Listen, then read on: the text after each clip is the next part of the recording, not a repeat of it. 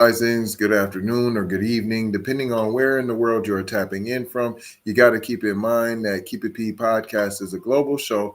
And today, on this episode of B1 Sports, we will be discussing Metro bus set on fire, vandalism, burglaries, and arrests in LA as Dodgers win World Series. They just going wild out after the World Series win. Where's the accountability? I heard that some arrests were made.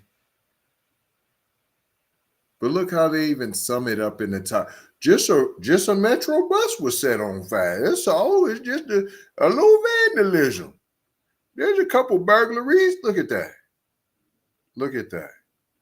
Look at what's going on. You know what you don't see? I know a block. I know a block. Nowhere. You don't see, I know a block. You don't see that nowhere.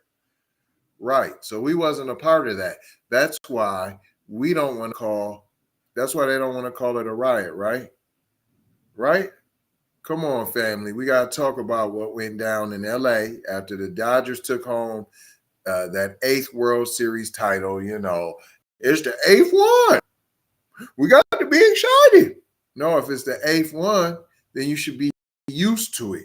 You should act as though that you're used to winning. I understand it's the funky world. I understand it's baseball, America's pastime. I understand you got to celebrate it. You just have to. But let's call it what it was, a whole riot. You seen not near a Negro in this baseball riot. It was a straight up crime spree in the streets. These so-called fans went wild, burning up buses, smashing up businesses, and looting stores. But now they don't want to talk about that. Sweep that underneath the rug because there was no Negroes there. And so we can't have it look as though other people do this other than Negroes. In fact, we can't let them know that they're really not the ones that do this at all, that it's mostly us, and the only times they ever do it is when there's a death, when there's supreme unfairness, when there's white supremacy happening, and we just can't take it any longer. And then, and only then, we don't do this for a game. It's not a game to us. No, it's a game to you. Baseball, right? It's a game to you. They turned downtown into a war zone, and what did LAPD do? Hit them with a weak dispersal order and let it play out for hours like they were just kids playing in the park.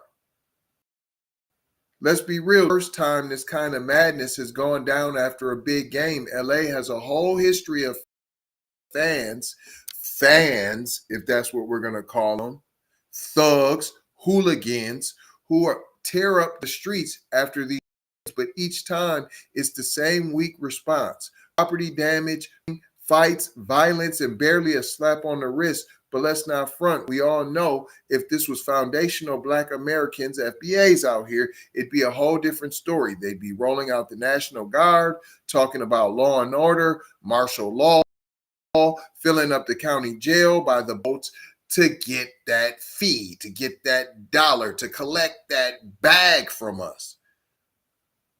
But check the hypocrisy, though. It was clear on video, folks out there just rampaging, smashing windows, doing donuts at the intersections, some of them even robbing the Nike Jordan store out on Broadway. They turned LA Live and Echo Park into their personal playgrounds like it's a free-for-all. It got so bad they even lit up a whole Metro bus. Yeah, they torched it straight up and down, through and through, into smithereens. It's ashes. You see it playing on your screen. We're talking about serious destruction here. And that's city property. What y'all gonna do? What y'all gonna do about it? It's the same stuff that taxpayers, regular folks like myself, pay for. But where was the justice talk about when it comes to protecting our streets? Huh? Now let's be at 100. Let me make it very clear. Let's be very clear. If this was FBAs, every news channel would be talking about thugs and rioters and looters. They'd paint us like we were out of control, and we all know the police response would be way, way, way different. You can't even lie about it.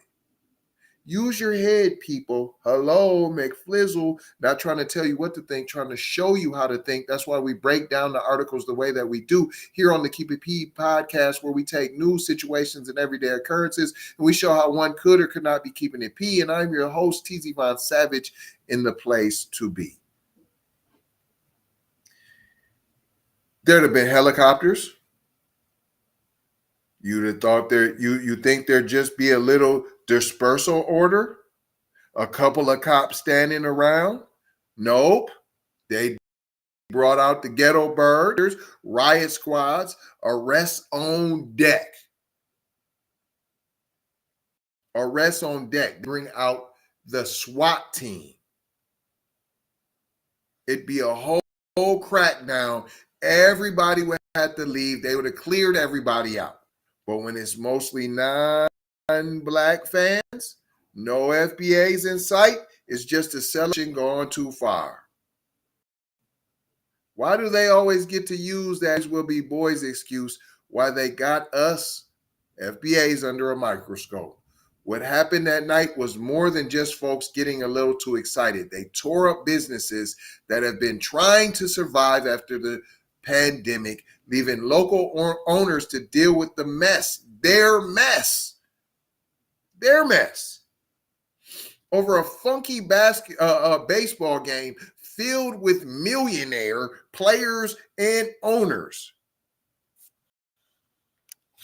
There was nothing celebratory about the destruction. This wasn't just rowdy fans. This was a crime spree. But the fact that it's being downplayed like this, it shows exactly who the system wants to protect. It's time to start holding everybody accountable the same way. It's got to be equal enforcement out here because the double standard is so loud, it's deafening. The reason why reparations is necessary, not just for the past, but this is current. This just happened. You can clearly see the bias, the two different lanes. You can see it. You can see it. If you want justice, then it can't just be justice when it's us. These fans tore up the city and they need to face those same consequences they throw at us, plain and simple. And what did we learn here today, boys and girls? What did we learn here today, boys and girls? You got nothing coming, people. They can tear up, they can riot all over a baseball game. But let them kill one of us unjustly, and us will have the nerve to speak out about it. See what treatment we will receive. It won't be these kitty gloves.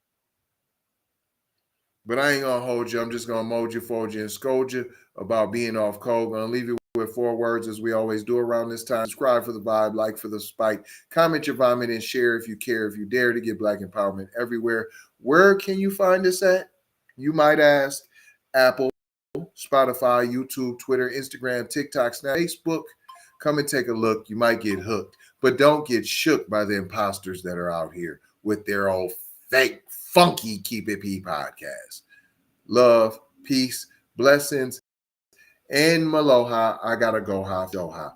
You already know how. Big brother, light bright, supremo, Mike. Signing off. Oh, he got his own now, huh?